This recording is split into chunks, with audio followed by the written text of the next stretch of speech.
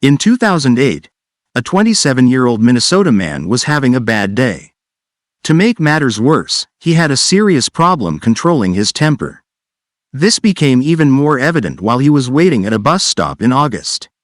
He managed to get into an argument with a 59-year-old woman who was also at the bus stop. According to witnesses, the man yelled at the woman and demanded that she show him some respect. While it was not clear what the dispute was about, apparently it was serious enough for the woman to feel threatened. So she took out her phone to call police. That's when things got really ugly. Instead of backing off, the angry man suddenly punched the woman in the face. This prompted a 63-year-old man to intervene. However, the angry young man hit him with a blue folder he was holding. He then ran away, dropping the folder in the process. When police arrived, they looked inside the blue folder and found the man's name. They also saw something else inside the folder. The paperwork included the man's homework from his anger management class. So this guy had just come from an anger management class and he couldn't even make it home without getting into an altercation. While it wasn't clear how long he had been attending these classes, it's safe to say he failed. Police were able to track him down and he was arrested. He pled guilty to 5th-degree assault in Ramsey County District Court. Prosecutors said he was to be sentenced to at least 120 days in jail and probation. Maybe he just hated school and preferred to go to jail.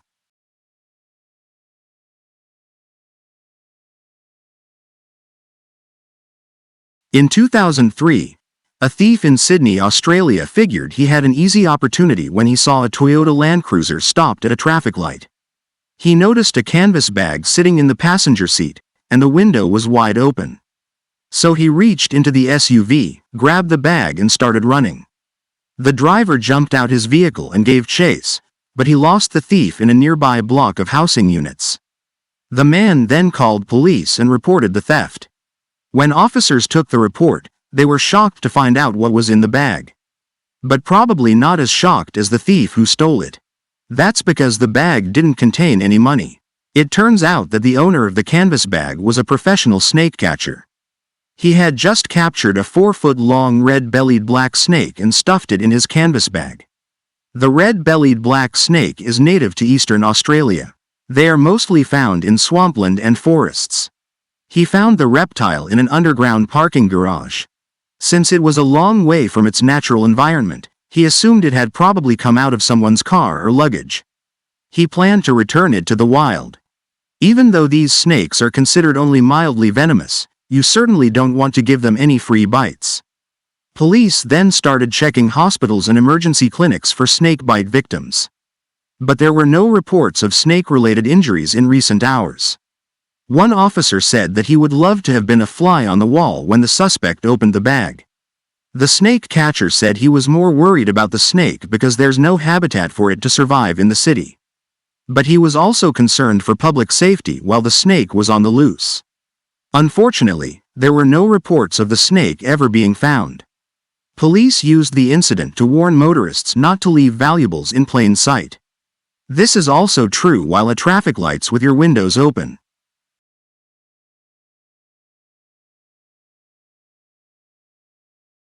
This is a rather bizarre story. In 1989, a new Corvette convertible was stolen from the sales lot of a Chevrolet dealer in San Diego. The thief then took the car to a nearby self-storage facility.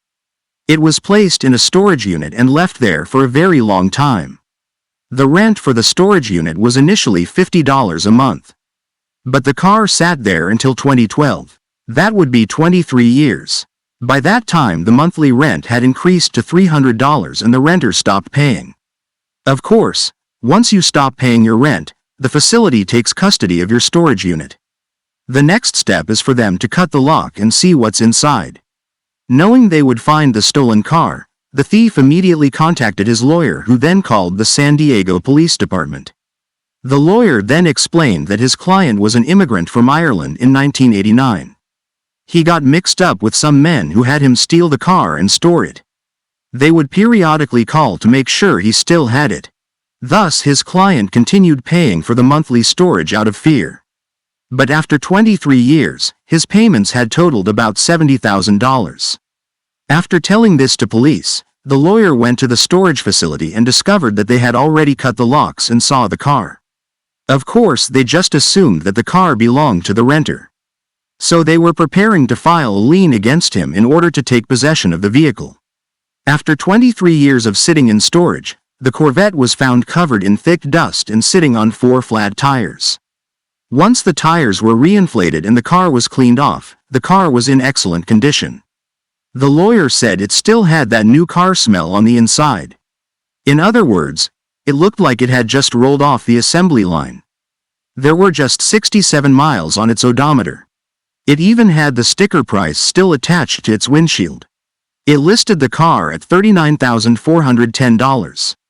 Remember, the guy who stole it had paid $70,000 over 23 years just to keep it in storage. But even though the Corvette had been stolen, there wasn't much police could do.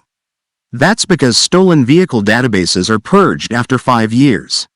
However, the lawyer was able to search insurance records for the car's vehicle identification number. He found that the car dealership was reimbursed for the loss many years ago. Because of the amount of time that had elapsed since the theft and the man's cooperation, authorities decided not to file charges against him. And as lame as his story may have sounded, the statute of limitations covering the crime had already expired. So police couldn't charge him with anything. They also chose not to identify him, but he is said to be back in Ireland. Meanwhile, since the insurance company paid the claim, they now owned the car. It was eventually sold for an undisclosed amount to a dealer who later sold it on eBay for nearly $40,000. That's pretty much the same price on the sticker and far more than the average Kelley Blue Book value. And even though he didn't get arrested, the big loser here has to be the car thief. When you steal a car, it's because you didn't want to pay for it. Yet this man stole a $39,000 Corvette, wound up paying $70,000 in storage fees, and didn't get to keep the car. He wasn't even able to drive it. Now that's the true definition of a stupid crime.